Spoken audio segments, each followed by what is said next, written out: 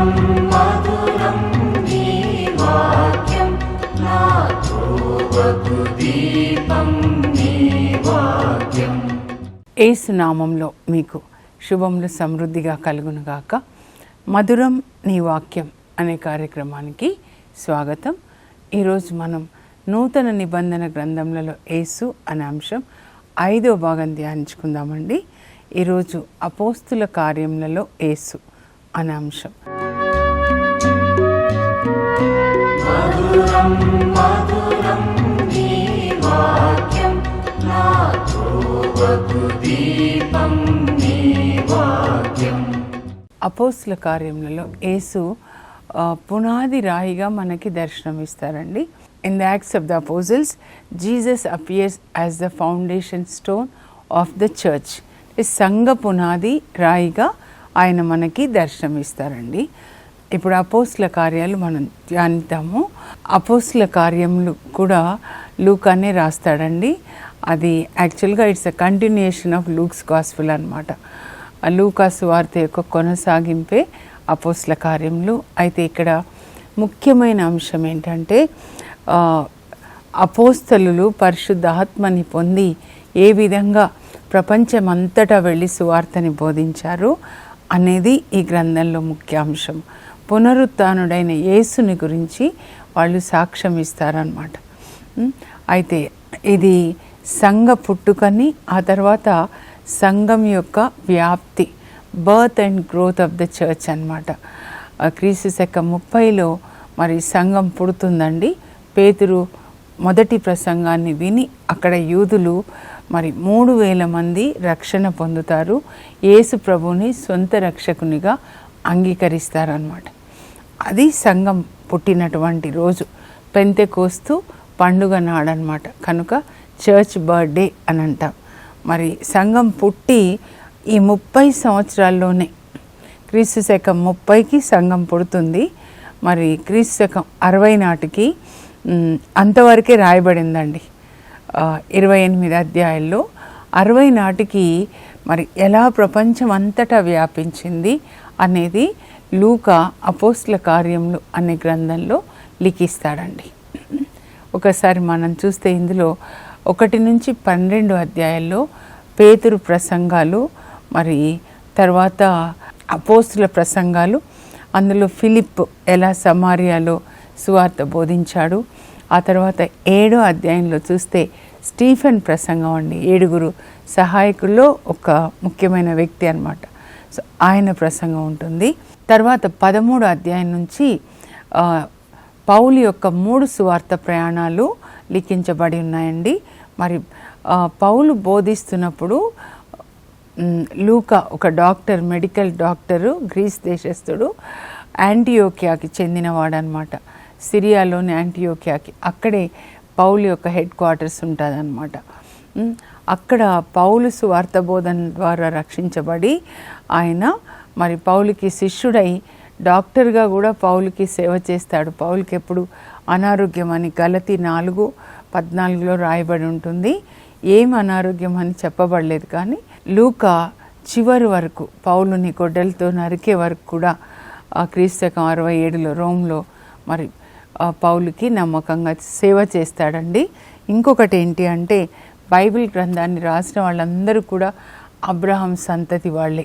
మోషే దగ్గర నుంచి కూడా మరి చివరి ప్రకటన గ్రంథం వరకు కూడా అందరూ కూడా అబ్రహాం పిల్లలే. ఒక్క లూకానే అన్యుడు అనమాట. అది మరి ఎంత పెద్ద ఘనత. అంతేకాకుండా అపోస్తుల కార్యాలు ఏంటంటే it is the bridge between 4 gospels and also letters అన్నమాట. అసలు అది లేకుండా ఉంటే బైబిల్ చాలా ఇన్కంప్లీట్గా ఉంటుంది అన్నమాట. చాలా ముఖ్యమైనది మరి ఈ అపోస్తుల కార్యములు. యాక్చువల్గా పరిశుద్ధాత్మ కార్యములు అండి.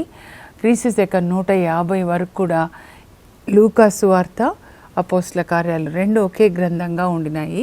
క్రీస్తు శకం 150లో మరి ఈ చర్చి పెద్దలు అనమాట 2 గ్రంథాలుగా వాళ్ళు విభజిస్తారు. అయితే ఈ 4 సువార్తల్లో ఏముంటుంది అని అంటే యేసుక్రీస్తు యొక్క పుట్టుక, మత్తయి సువార్త కానీ మనం చూస్తే యేసుక్రీస్తు యొక్క ప్రసంగాలు, బోధనలు, ఆయన చేసిన అద్భుత కార్యాలు, ముఖ్యంగా టీచింగ్స్ చూస్తే మనం మత్తయి సువార్తలో యేసుక్రీస్తు యొక్క 5 బోధనలు ప్రసంగాలు ఉంటాయండి.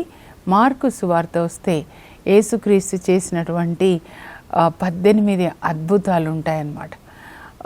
మత్తయి ఏమో రైటింగ్స్ మీద, జీసస్ రైటింగ్స్ మీద ఫోకస్ చేస్తే మార్కు యేసు ప్రభు చేసినటువంటి అద్భుతాల మీద ఫోకస్ చేస్తాడనమాట. ఆ తర్వాత లూకా సువార్త ఏంటంటే యేసు ప్రభు యొక్క కరుణ అండి. ఆయన కరుణామయుడు, ఆయన పేదల పాలిట పెన్నిది, ఆయన లోకరక్షకుడు. ఒక్క యూదులకే కాదు, మత్తయి ప్రత్యేకంగా యూదుల కొరకు రాస్తాడు, కానీ అందరి కొరకు అనుకోండి. కానీ యేసుప్రభు లోకరక్షకుడు, అందరికీ ఆయన దేవుడు అని రాస్తాడనమాట. లూకా కూడా అన్యుడు కదా. తర్వాత యోహాను సువార్త ముందే చెప్పాను కదండి, పక్షిరాజు ఎలా సూర్యుని వైపు చూస్తూ పైకి ఎగురుతాడో, అలాగే యోహాను తన సువార్తలో మన హృదయాల్ని మనస్సుని నీతి సూర్యుడైన ఆ యేసు ప్రభు వైపుకి పైకి తిప్పుతాడనమాట.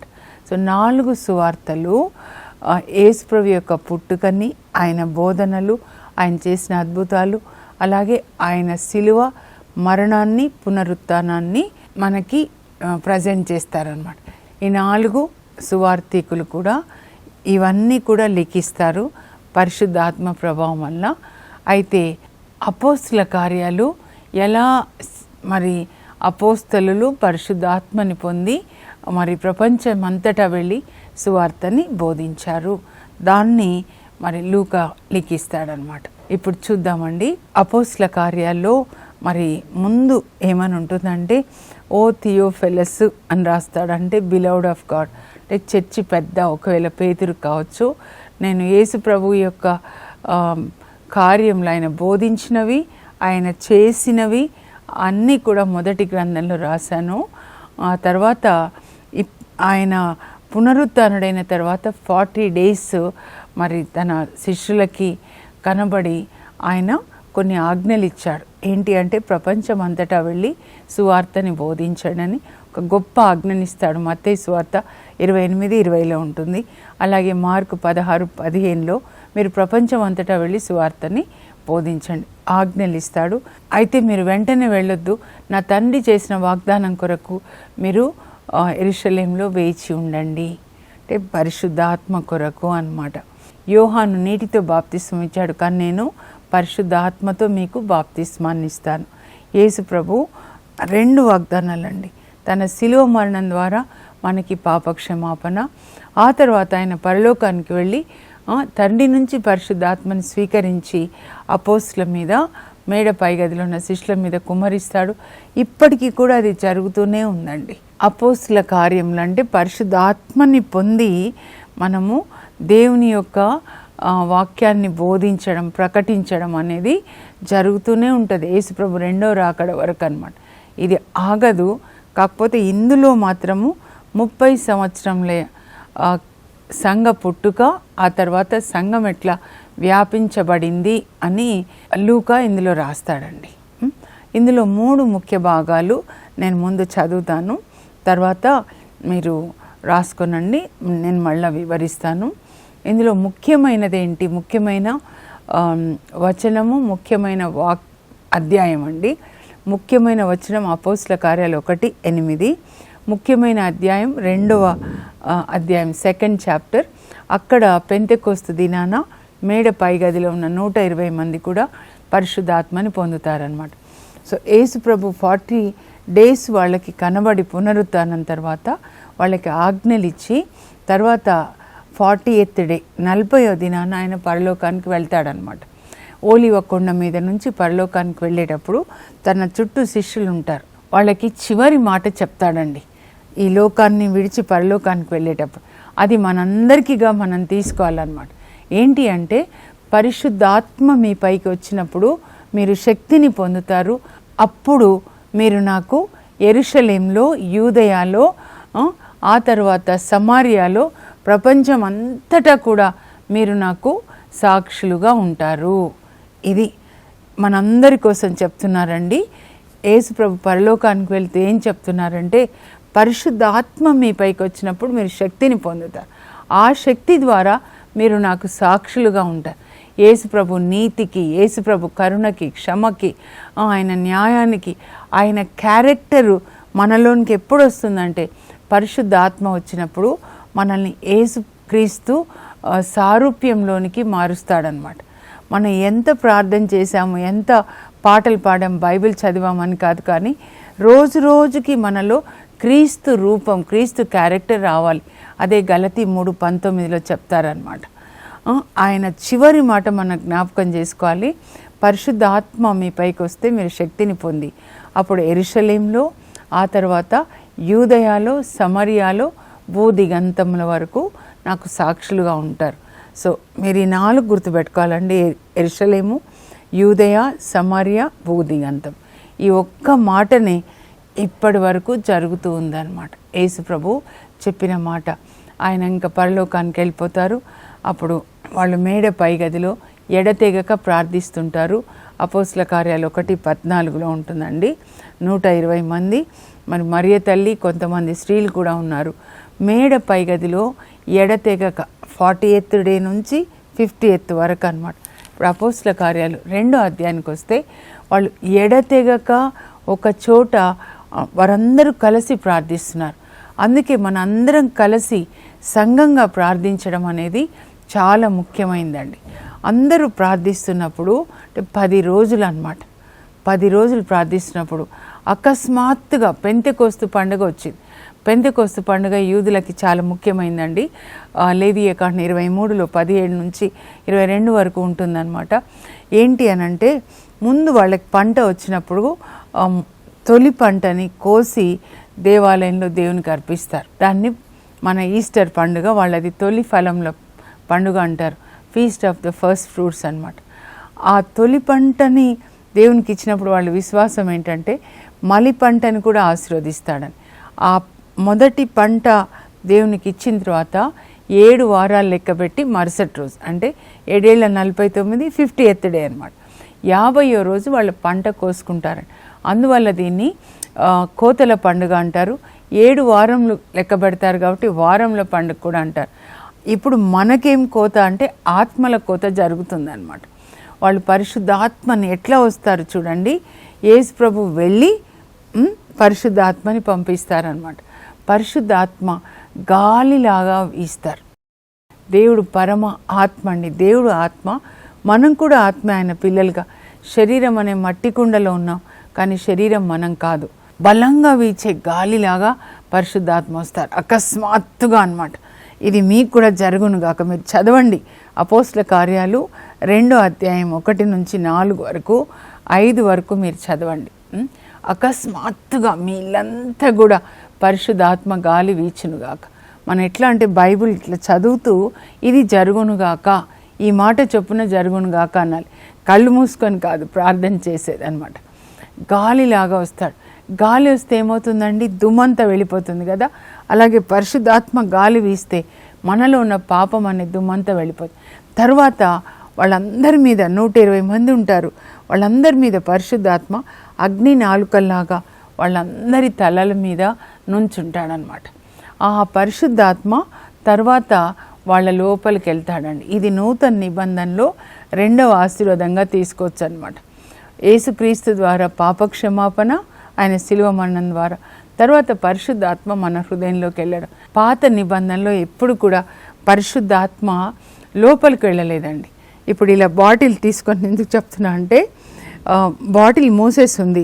పరిశుద్ధాత్మ ఇలా వచ్చేవాళ్ళు. సంసోన్ని పరిశుద్ధాత్మ ఆవేశించింది. అప్పుడు ఆయన సింహాన్ని చీల్చేస్తాడు. గాడిద దవడ ఎముకతో 1000 మందిని ఆయన చంపేస్తాడు కదా. అయితే నూతన నిబంధనలో ఆశీర్వాదం ఏంటి అని అంటే పరిశుద్ధాత్మ మన హృదయం లోపలికి వెళ్ళి మనలో నివసించడం. అది మొదటిసారిగా పెంతెకోస్తు దినాన జరుగుతుందండి. మన హృదయంలో పరిశుద్ధాత్మ నివసిస్తే పరిశుద్ధాత్మతో పాటు తండ్రి, కుమార, పరిశుద్ధాత్మలు ముగ్గురు నివసిస్తారు. మన దేహము దేవుని ఆలయంగా మారుతుంది. ఇదండి గొప్ప ఆశీర్వాదం అన్నమాట. పాత నిబంధనలో సొలొమోను దేవాలయాన్ని కట్టించాడు కదా, ఫిజికల్ అన్నమాట. కానీ నూతన నిబంధన ఏంటంటే మరియ తల్లితో ప్రారంభమవుతుంది. ఆమె దేహము దేవుని ఆలయంగా మారింది. ఇప్పుడు మనందరం కూడా దేవుని ఆలయాలుగా మారాలి.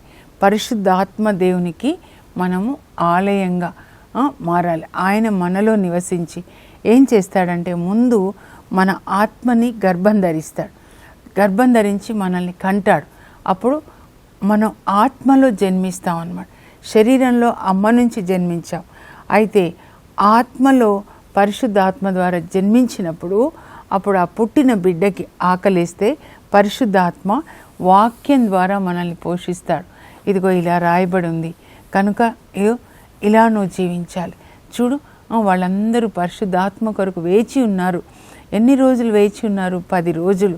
అందరూ ప్రార్థించారు, అందరూ పరిశుద్ధాత్మని పొందారు. సో నువ్వు కూడా పొందాలి. అలా అంత బైబిల్లో ఉన్నవన్నీ మనకి ఒక టీచర్ లాగా బోధిస్తాడు. ఒక తల్లిలాగా మనకి వాక్యంతో ఆత్మని పోషించి మనకి నీతి నడకలు నేర్పిస్తాడండి.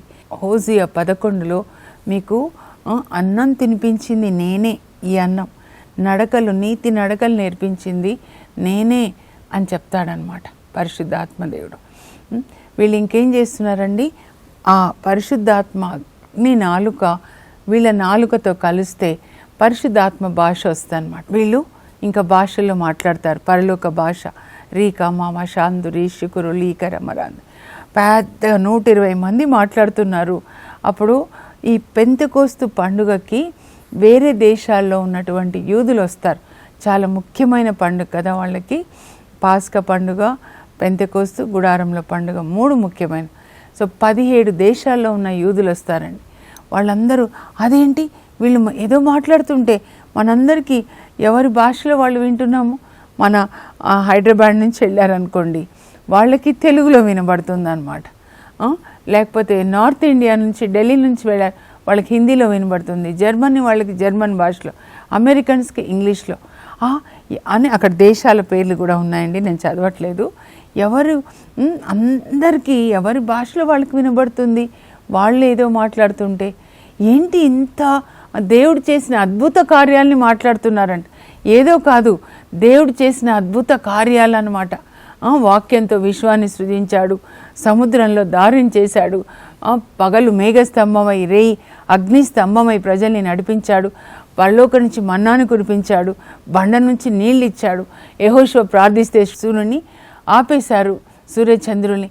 దేవుడు చేసిన అద్భుతాలని మాట్లాడుతున్నారనమాట. అంటే ఇంకొక గ్రూప్ ఏమంటారంటే కాదులే వీళ్ళు తప్పతాగి ఉన్నారు. సైతాన్ గ్రూప్ ఎప్పుడు తయారవుతుందండి దేవుని పని మనం ప్రారంభించగానే మన మీద అటాక్ చేయడానికి అనమాట. కానీ దేవుడే వాళ్ళని చూసుకుంటారు.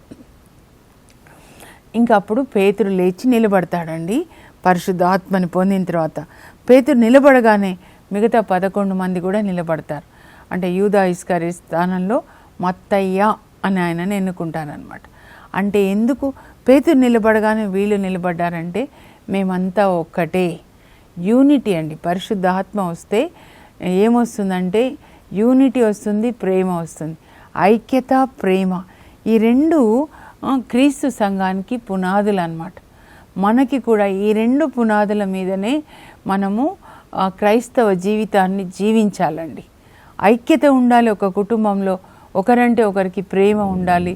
అలాగే అందరికీ సంఘమే అందరం ఒకే శరీరంగా అలా జీవించాలన్నమాట. ఇప్పుడు అదే చూస్తాము. ఇప్పుడు పేతురు మొదటి ప్రసంగాన్ని చేస్తారండి. అప్పుడు పేతురు లేచి అంటాడు, ఇది ఉదయం 9 గంటలు కదా, మీరు అనుకున్నట్లుగా మేము తాగిలేము. అయితే యోవేల్ గ్రంథంలో రాయబడినట్లు, యోవేల్ 2:28లో రాయబడినట్లుగా దేవుడు మానవులందరి మీద ఆత్మని కుమ్మరిస్తా అన్నారు కదా, ఆత్మని కుమ్మరించారు. ఇప్పుడు జరిగింది అదే.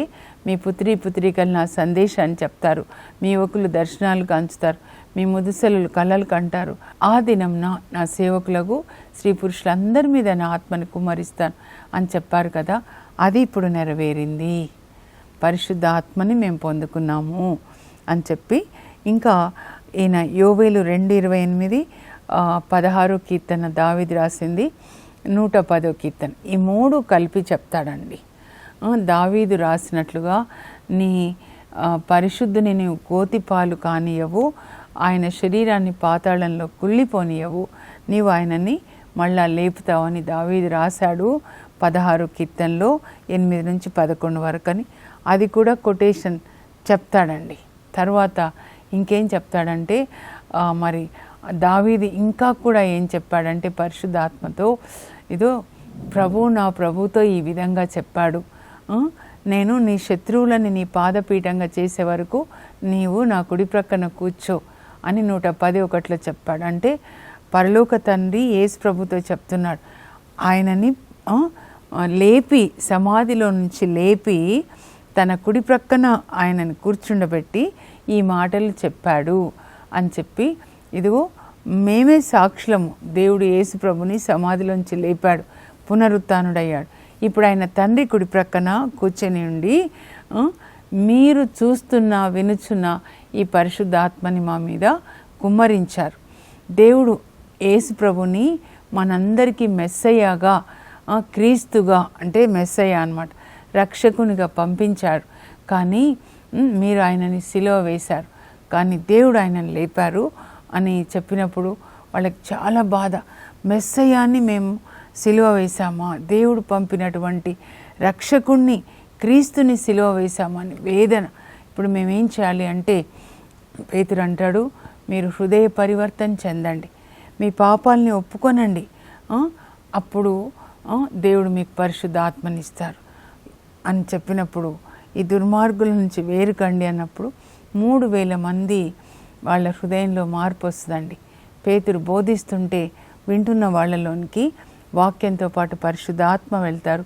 పరిశుద్ధాత్మ వాళ్ళని కన్విక్ట్ చేస్తారు, వీళ్ళు సిలువ వేసింది దేవుడు పంపిన మెస్సయ్య అని చెప్పి వాళ్ళు పశ్చాత్తాపడి వాళ్ళ పాపాలను ఒప్పుకొని బాప్తిస్మం తీసుకొని 3000 మంది ఆ రోజు యేసు ప్రభుని అంగీకరించి క్రైస్తవులు అయిపోతారనమాట.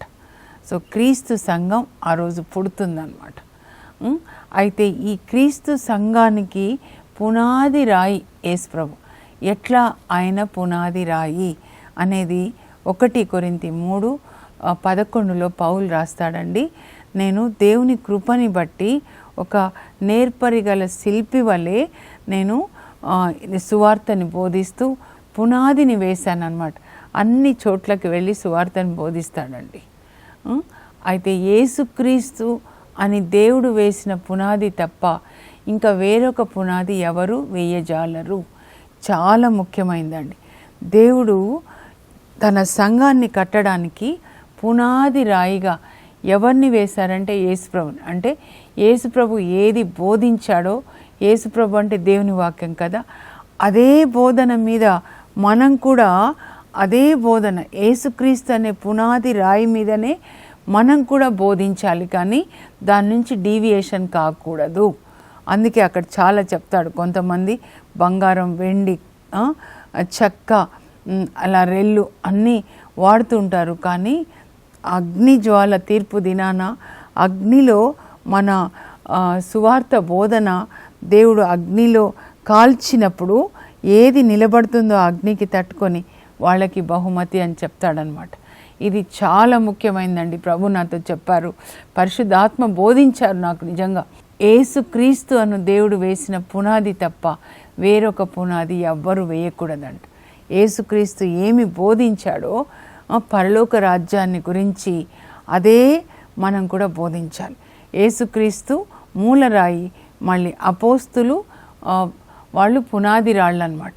అలాగే పేతురు బోధిస్తాడు, అపోస్తులు బోధిస్తారు, పౌలు కూడా బోధిస్తారు, మరి పునీతులు కూడా, శౌరి వారు, అంతోని వారు ఇప్పటి వరకు కూడా బోధిస్తూ ఉన్నారన్నమాట. అలా క్రీస్తు సంఘం కట్టబడుతుంది. మూలరాయి యేసుప్రభు. కీర్తన 118:22 ఉంటుందన్నమాట. పనికి రాని రాయని పారవేసిన రాయి మూలరాయి అయిపోయింది. యూదులు నిరాకరించి సిలువ వేస్తారు, అయితే అదే క్రీస్తు సంఘానికి పునాది రాయి. ఇప్పుడు ప్రపంచం అంతటా కూడా క్రీస్తు సంఘం వ్యాపించిందనమాట. ముఖ్యమైన 3 అంశాలు నేను చదువుతానండి ఈ గ్రంథంలో. అపోస్తల కార్యములలో 3 ముఖ్యాంశములు: యెరూషలేములో సాక్ష్యము, యూదయ సమారియాలో సాక్ష్యము, భూదిగంతముల వరకు సాక్ష్యం. The 3 movements in Acts. Witness in Jerusalem, witness in Judea and Samaria, witness to the ends of the earth. ఇప్పుడు ప్రార్థన చేసుకుందాం. పరలోకపు మా తండ్రి, మీ పరిశుద్ధ నామమునకు స్తోత్రం కలుగును గాక. యేసయ్య, 3 సంవత్సరములు మీ శిష్యులు మీరు బోధించిన వాక్యాన్ని విన్నారు. పరలోక రాజ్యాంగాన్ని, పరలోక తండ్రి పిల్లలు ఎలా జీవించాలి, పరలోకం రావాలంటే ఎలా జీవించాలి అని మీరు జీవించి బోధించి, నేనే మార్గం, నేనే సత్యం, నేనే జీవం అని చెప్పారు. మీరు జీవించిన ఆ జీవితమే పరలోకానికి మార్గం. మీరు బోధించినదే సత్యమైన బోధన. ఆ బోధన ప్రకారం జీవిస్తే మాకు కూడా ఈ లోకంలో జీవం, పరలోకంలో జీవం. కనుక అపోస్తులు ఎలా వాక్యాన్ని విన్న తర్వాత పరిశుద్ధ ఆత్మని పొంది నాయన వాళ్ళు సువార్తని బోధించారు, జీవించారు. విన్న విశ్వాసులు కూడా వాళ్ళు కూడా ప్రభా పరిశుద్ధ ఆత్మని పొంది ప్రేమగా, ఐక్యతగా వాళ్ళకున్నది ఒకరితో ఒకరు పంచుకున్నారు. మీకు సాక్షులుగా జీవించారు. మేం కూడా మీ నీతికి, ప్రేమకి, కరుణకి సాక్షులుగా జీవించే కృపని, పరిశుద్ధాత్మని మాకు దయచేయండి. యేసు నామంలో అడుగుచున్నాం తండ్రి, ఆమెన్.